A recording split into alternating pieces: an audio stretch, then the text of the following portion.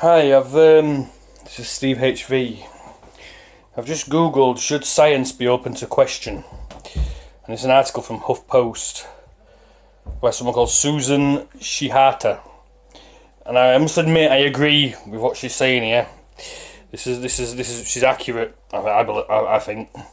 The nature of science is to question. So we must question science itself. She says, I used to be one of the biggest skeptics. I knew second only to my father, the scientist. Well, that's not me, obviously, that's her. This is all her saying this. But I agree with her 100%. You know what makes a good skeptic? Believe nothing, question everything, and I always do. Or at least that's where I start. Apparently, she says she's a holistic wellness practitioner. Not only have I read a fair amount of information on certain topics to quell my own doubts, but I have sought a way to bridge the gap between blind faith and research data, for the others that look for a deeper knowing beyond belief. In the online world, now I think this is quite relevant, because we get a lot of globe earthers, or should I call them heliocentrists, who keep asking for this. In the online world, when someone presents a concept that is perceived as unconventional, one of the biggest responses is, has it been peer reviewed and published in a scientific journal? Which is a fair enough question, or is it? Here's the deal. The old peer-reviewed scientific journal line is now the classical retort to attempt to dismantle anything that is out of the box, or pushes at the edge of the current mainstream acceptable norm. It is a retort used to try to prove that the information being presented is completely bogus, or at the very least unreliable. And while the peer review process does help eliminate a lot of false claims, and therefore I still value it, if you are using that retort alone to prove your position, it may not actually prove anything. Now stay with me here. See, I have bought into this idea as well, though always with a bit of my traditional suspicion. I look for things to be provable and mistakenly believe that I could look to the peer review process, which can then lead to publication in a reputable scientific journal or funding, as a reliable factor, and to some degree that is true. I also thought I had a layperson understanding of what the scientific peer review process involved. I assumed, and this is what I also assumed, it meant that a handful of other experts in whatever field reviewed your work and determined if they could get the same results as your research. So, natural science, observable, testable, repeatable. If they did, they would give it a thumbs up, and then you could potentially be published or funded from there. So yes, that's close, but that's not exactly how it works. First of all, let's get clear on the dictionary definition of peer review.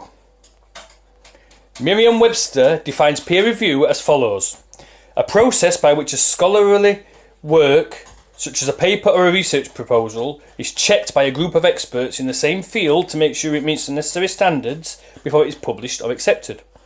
So yes, it does involve being checked by a group of experts, but as it turns out, it can be very difficult during that checking process to detect if there are issues with the research, such as fraudulent data. The reviewers rarely have access to the original data used, and the peer review process is not a time used to duplicate results of the research. So, some of what gets the thumbs up may not actually be sound science. As it turns out, it appears that the peer review process is a lot more faith-based than we want to attribute to science. Apparently, the reliability of the peer review process has come into question within the scientific community as well. Now, if we consider a study conducted by BMJ, the British Medical Journal, one of the most respected peer-reviewed journals in medicine, BMJ editor Fiona Godley and two colleagues took a paper about to be published in their journal and introduced 8 deliberate errors. Then they sent the paper to 420 reviewers. The median number of errors detected by the 211 respondents was 2. Nobody found more than 5, and 16% didn't find any errors at all. This seems to suggest that peer review doesn't really increase the quality of published research, or does so to only a small degree. You can check out this article in the Journal of the Royal Society of Medicine, Peer Review, a flawed process at the heart of science and journals, which concludes with this. So peer review is a flawed process, full of easily identified defects with little evidence that it works. Nevertheless, it is likely to remain central to science and journals because there is no obvious alternative. I can find an obvious alternative. If someone puts the paper in with their, they should put all the research in as well, and all how they did their experimentation. Then that experiment should be then reproduced by, say, 5 scientists, 10 scientists, whatever. It should be reproduced, and if everyone gets the same result, then it should be, then yeah, that's fine, that can go through. That's how it should be done. I know it takes more time, more money, more effort, but that's how it should be done. And scientists and editors have a continuing belief in peer review. See, there's the belief again. How odd that science should be rooted in belief. She says, P.S. This is a respectable journal in case you are wondering. And there's some more stuff there. There's a link you can click on. While reviewing the peer review process, apparently some of the studies have shown things such as inconsistency and bias. Imagine that. They took 12 studies that came from prestigious institutions that had already been published in psychology journals.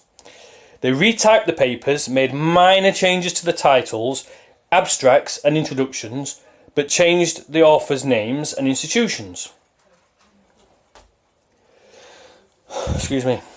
The papers were then resubmitted to the journals that had first published them. In only 3 cases did the journals realise that they had already published a paper, and 8 of the remaining 9 were rejected, not because of lack of originality, but because of poor quality. Peters and CC concluded that this was evidence of bias against authors from less prestigious institutions, from the aforementioned JSRM article, which is a link there you can go to if you want to go to that. Peer review aside, don't even get me started on the studies that are discovering that a lot of research can't be replicated. There we go. That just makes my head spin. It does me as well. According to Henry Miller, a physician and molecular biologist, and the Robert Weston Fellow in Scientific Philosophy and Public Policy at Stanford University's Hoover Institution, a number of empirical studies show that 80 to 90% of the claims coming from supposedly scientific studies in major journals fail to replicate. Okay, so this is what I have landed on. The average person running around wants to use science as a be-all and end-all, determining factor if something is true or not. We want proof, damn it. After all, there are too many crackpots running around with their crazy concepts, and the only way we can separate the wheat from the chaff is with science, right? Right. Geez, I wish that was true. I truly wish that somehow science was exempt from things like bias and corruption. I would like to pretend that there aren't inner politics and other factors that leave scientists feeling pressure to get published and funded no matter what. I would like to pretend that science, like most things, isn't funded by independent parties, with something to gain from the results of the findings. I would like to pretend that the scientific papers published tell the full story of all the research that was done, and that the papers that found conclusions that disagreed with the desired outcome were not quietly set aside. But I can't pretend, so I keep asking questions, I keep looking for answers. I keep my mind and heart open to the possibilities of the unknown and the not yet provable. Look, I love science. In fact, the whole reason I was inspired to write this was because my sister-in-law, a scientist, and I were small talking about the peer review process. Well, I agree, I like science as well. And I think we should go back to natural science and using the scientific method and get rid of all the mathematical equations, get rid of all the garb. Get rid of all the theory and all that sort of stuff. We should go back to scientific basics, back to basic science. She just says you were small talking about it. So seriously, outside of the industry, small talks about the peer review process. I appreciate peer review. I appreciate the potentiality for quality control and the vetting process that can keep the false information at bay. And I also appreciate that science itself admits that the process needs to be improved.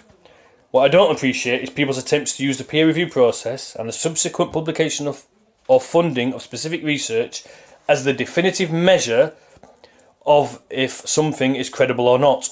If you want to disagree with someone or something, that's fine. I don't fault you there. We are each going to perceive what we want, whatever you choose to base it on, belief or evidence. Well, I choose to base my findings on evidence, not belief. Not from something somebody else has told me to just trust me, that's what it is, trust me, just believe, trust me. That to me is not science, that's a religion.